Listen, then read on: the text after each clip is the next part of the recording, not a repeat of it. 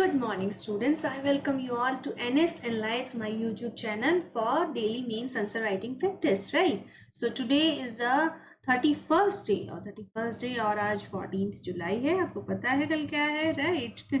तो चलिए इसी के साथ हम अपना मेंस आंसर पेपर 2 का हम आंसर प्रैक्टिस करेंगे, right? So let's see.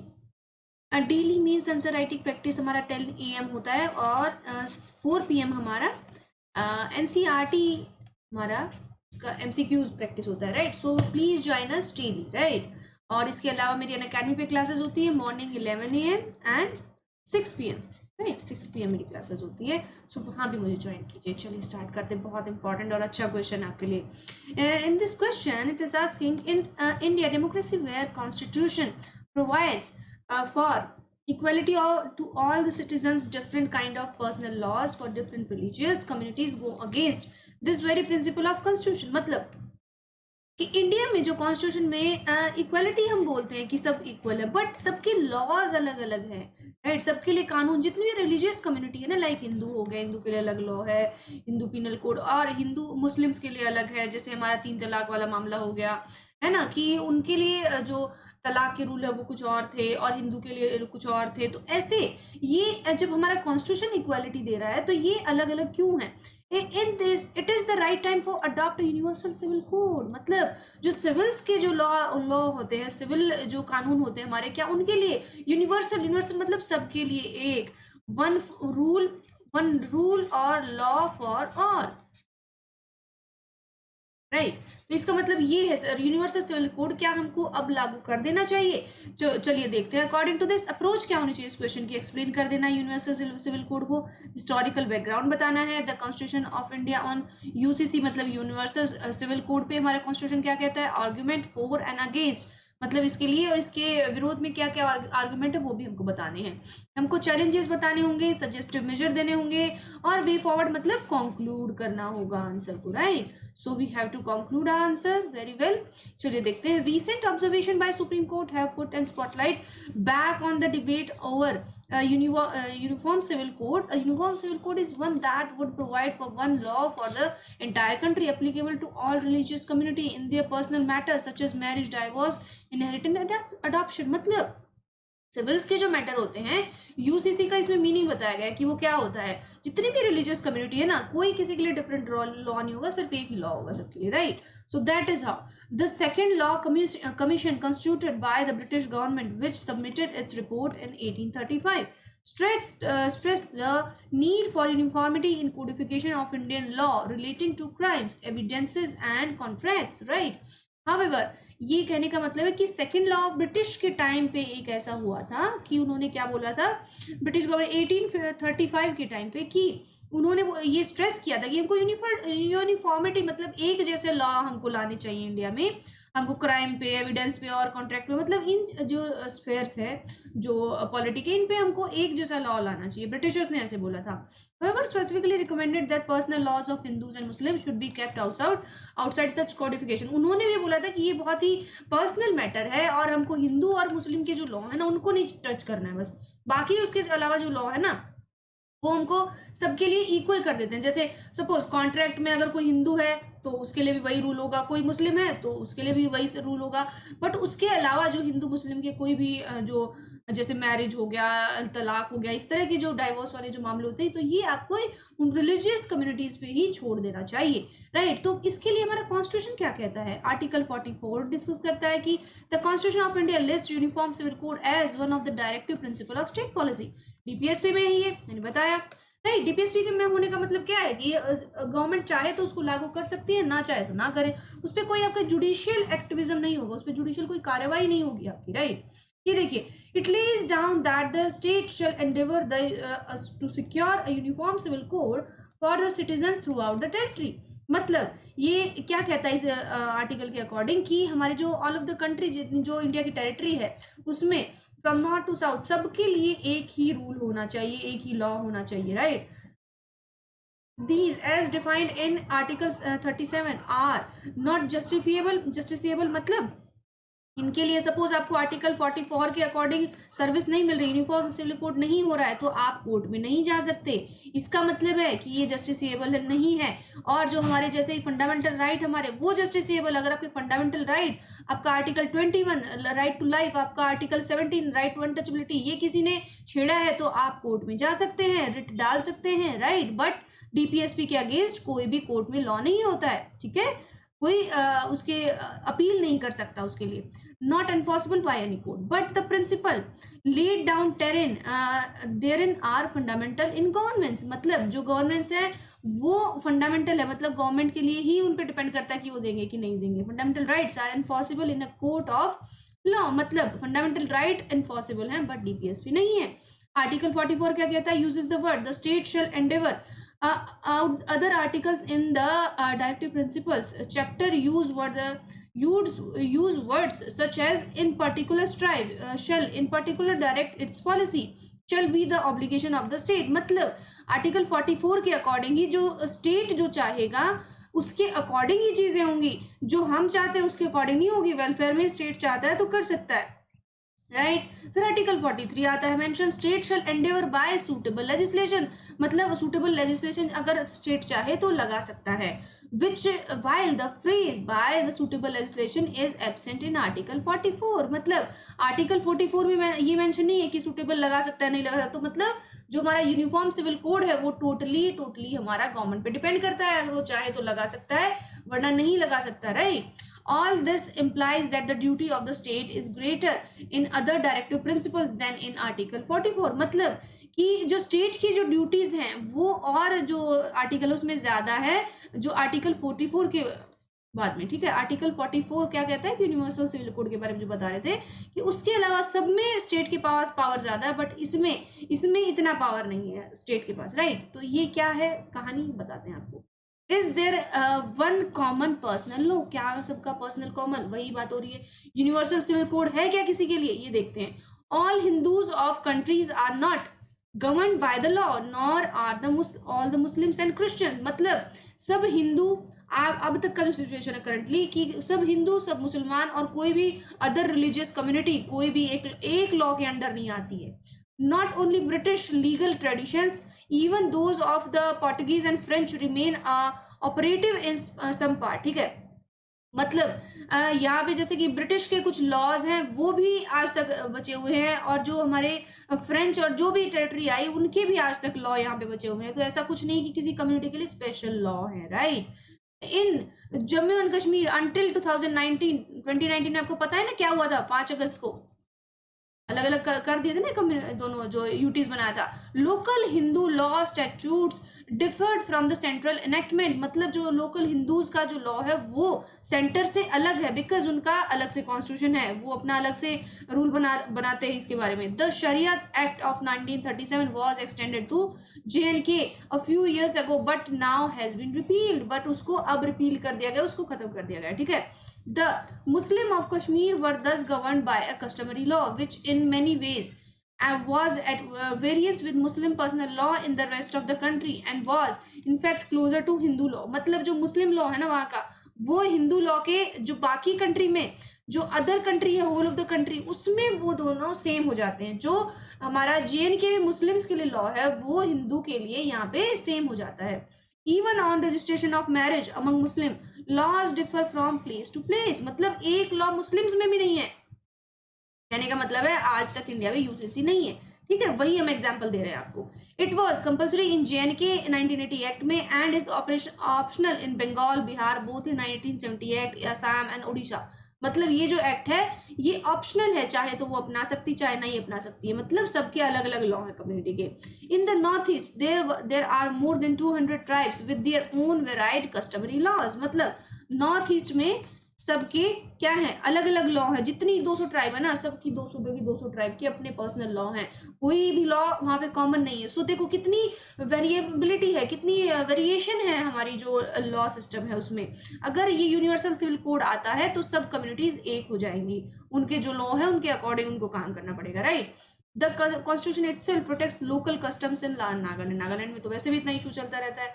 Similar protections are enjoyed by Meghalaya and Mizoram. मतलब इन जो स्टेट हैं, जो नॉर्थ ईस्ट में स्पेशली, हर एक स्टेट के, हर कम्युनिटी के अपने अपने लॉज हैं। एक कोई कॉन्स्टिट्यूशन नहीं है इनका कि इसके अकॉर्डिंग आपको चलना है, राइट। तो वैसे भी जो हमारा कंट्री वो इक्वालिटी देता है। इक्वालिटी मतलब जिसका जो इच्छा है वो कर सकता है और आपका जो मन है वो आप फॉलो कर सकते हैं, इस पे कोई रोक टोक नहीं होगा। Even reform Hindu law in spite of codification protects customary practice, मतलब कस्टमरी जो प्रैक्टिस होती है वो प्रोटेक्ट करते हैं, ठीक है। जो कस्टमरी प्रैक्टिस, जैसे आप सपोज हमको दिवाली सेलिब्रेट करना है और कोई बोलता है हमको ईद सेलिब्रेट करना है, तो आपकी जो कस्टमरी प्रैक्टिस है, जो कस्टम है आपके, वो आप कर सकते हैं, कोई रोक टोक नहीं है हिंदू लॉ में भी।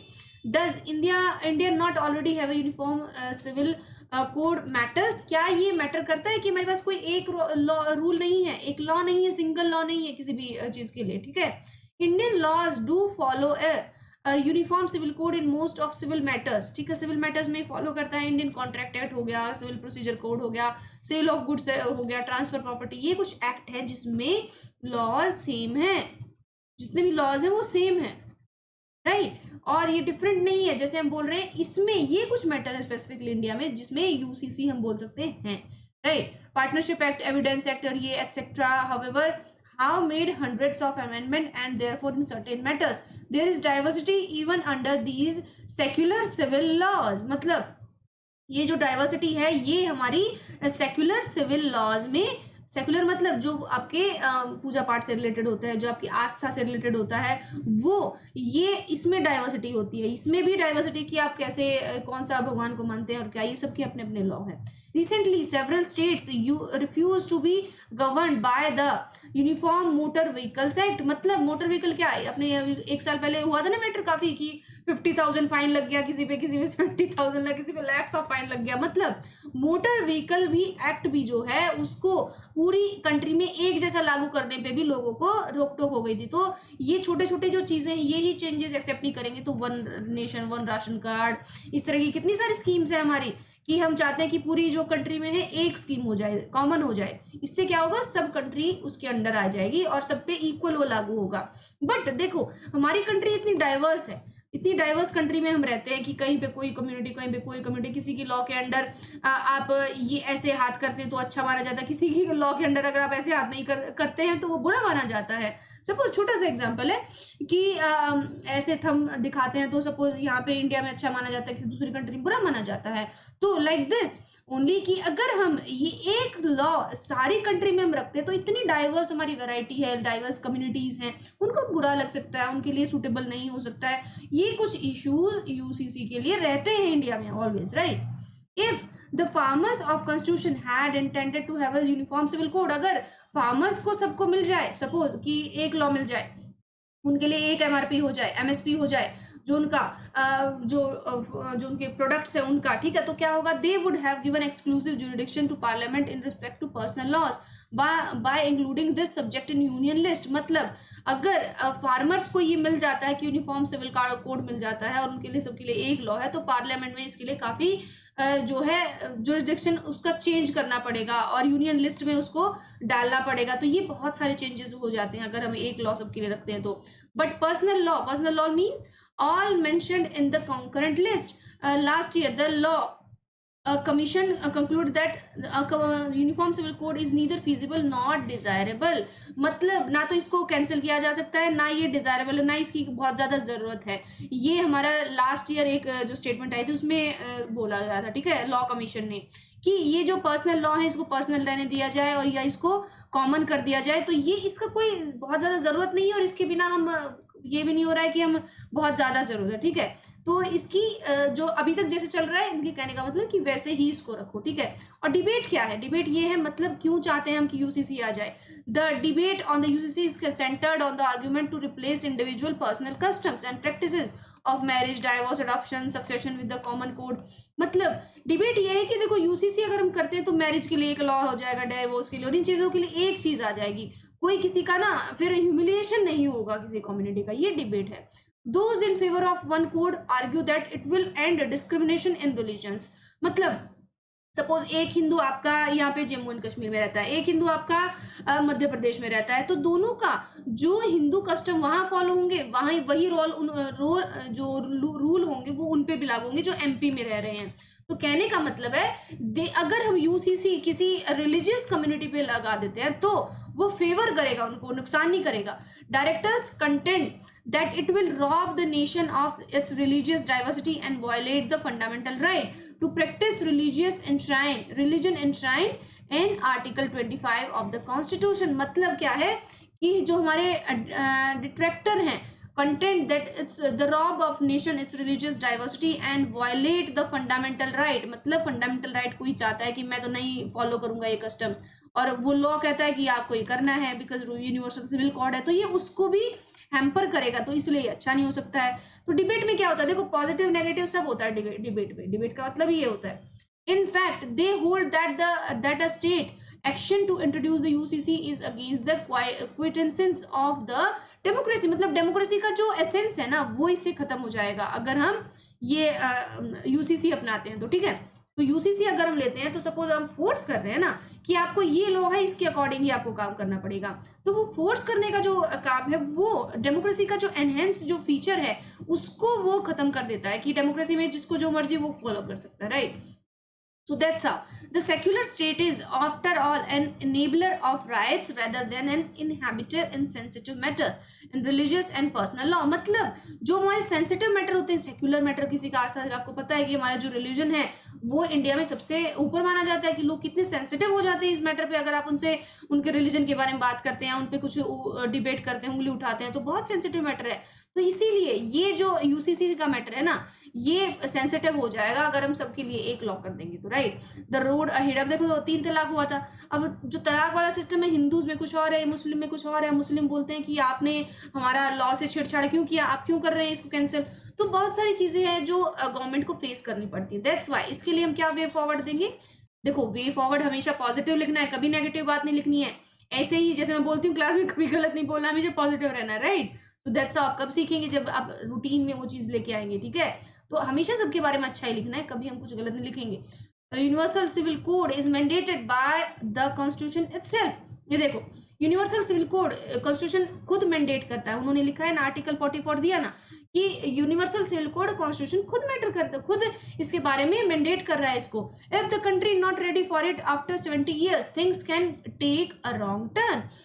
चीजें गलत हो सकती हैं अगर कंट्री इसको नहीं मान देती है 70 साल बाद भी, क्योंकि कॉन्स्टिट्यूशन में तो ऑलरेडी दे दिया गया है। It's time to take a firm decision to make it reality, मतलब हम अपनी ग्रोथ, इसके लिए एक आगे आप लाइन भी लिख सकते हैं, if you are thinking the very much जो फ्यूचरिस्टिक अगर हम अप्रोच रखते हैं तो हमारे लिए UCC would be better option, UCC would be helpful for the further development of a country, right. हम ऐसे भी ऐड कर सकते हैं इस लाइन को, हम नेगेटिव कुछ नहीं लिखेंगे कि देखो कॉन्स्टिट्यूशन में मेंशन है तो नेगेटिव कैसे हो गया, पहले तो हम ये देखेंगे। तो ये रॉन्ग जो लिखा है ना रॉन्ग टर्न, तो ये हम इसलिए बोलेंगे कि रॉन्ग टर्न इसलिए क्योंकि ऑलरेडी कॉन्स्टिट्यूशन में तो हमें उसको फॉलो करना होता है, जरूरी होता है, राइट। तो अगर हम उसको सपोज यूसीसी 44 आर्टिकल से चेंज होकर फंडामेंटल राइट में आ जाए तो वो ऑब्वियसली कंपलसरी हो जाएगा ना।